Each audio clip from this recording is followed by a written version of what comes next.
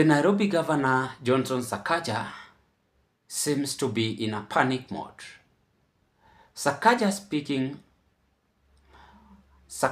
seems to be tired, confused, after there was leaked details emerging that he was the one who sponsored the goons to storm the Nairobi CBD. But before I display a video clip of Johnson Sakaja, I have learned one thing, very clear and direct to the point. Sakaja is William Ruto's student. The truth of the matter, the current head of state confessed and said that there is not going to be abduction. And indeed, what we saw was so dangerous and unexpected situation or solution. Without wasting of time, let's have a look and listen to this video. Of the past few days, I've observed with deep concern the circulation of false, malicious, and politically motivated allegations against me. I would like to say it for the record, and let me be clear and unequivocal. I have never and will never sponsor violence of any kind. My entire political life has been anchored on siasa safi, which upholds human dignity, the rule of law, and the democratic rights of every Kenyan. I have never used violence to gain power, and I never will. My record speaks for itself. These accusations are not only false, they are a desperate attempt by certain well-known individuals whose political careers are marked by violence, by intimidation, by chaos, who have gone as far as to hire goons to come and infiltrate protests and say that I'm the one who sent them, so as to taint my name and to gain political mileage. They have cheapened the cause of our young people. Fellow Kenyans, let us not be hoodwinked. Some have even gone as far as giving them county paraphernalia to say that they work for the county government or that they are my supporters. Nothing is further from the truth. I urge you, Nairobians, not to be deceived. Let us not allow rogue politicians to hijack serious matters for selfish gain. The recent and tragic events, including the injuring of many, mugging, the shooting of the trader Boniface Kariuki, demand justice, not sideshows or distraction. Shifting the focus to unverified claims against me is not only dishonest, it dishonors the victims, the business owners who are counting losses in the millions, the people who have lost loved ones, and the people. Ladies and gentlemen, Sakaja seems to be angel. He pretends that he never associated himself hiring or sponsoring the youth to storm the street. The video is very, very clear, proving to us that Sakaja is also William Ruto's student. I've never heard him saying apology. When your name has been mentioned somewhere, you must apologize. First, that is the best and superior weapon. Let me ask you this question. When the late Albert Ojwang was abducted all the way from Homa Bay to Nairobi Police Central Station, did the current head of state said that Lagat should step out from the office? He never said that.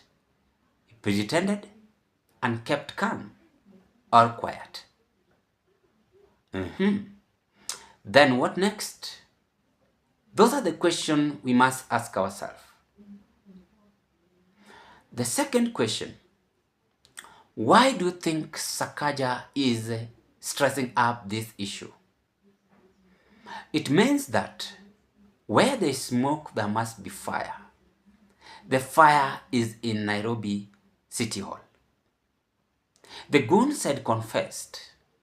Sakaja is panicking because he knows that these goons might say his name and come up with evidence. There was so many evidence circulating in social media. I even came across this and wonder and ask myself, today if I become the member of parliament, should I hire goons to distract youth who are demonstrating, under which article allows me to do so. But remember, guess what? Article 27 and 37 is now helping Kenyans and making Kenyans to be in a better situation. No one can violate the Constitution. Everyone has that right and freedom of expression. The truth of the matter is that Sakaja is in ICU. Things are not okay. He also in fear that Nairobi might not give him a second chance. And that is very clear. So they behave the same character. They border the same boat. They are like brothers. William Ruto confessed the same way Sakaja had confessed. He stood and said that no abduction will be heard or seen again in this country. After his speech, we saw Ojwang murdered, abducted, and not only him. There were so many people who were abducted. When the international community had also exposed the BBC, through the BBC, what did he do? He never said about this. He never even uttered a single word to come up with a conclusion by apologizing to the parents. There is a shocking video exposing William Ruto. I have it, and I will do it again. But as I conclude, to my brothers and sisters in Nairobi, you must understand that choose a leader who can stand with you and fight for you. That is the theme, and that is the aim, and that is what I expect you to do. Because we are all upcoming generation. Leadership is all about understanding and coming up with a conclusion. It is not all about just stamping how powerful you are, not really. We have seen several leaders who were powerful, but they were nowhere to be seen. So that is what I can conclude. We have seen several people who used to spend a lot of energy in abduction and so on and so on. They are nowhere to be seen. Today, you are powerful. Tomorrow, you will not be there. The most essential part of it is that what is the legacy which we should leave behind? That is something questionable, and Kenyans ought to understand that. Ladies and gentlemen, what are your take? I rest my case at this point.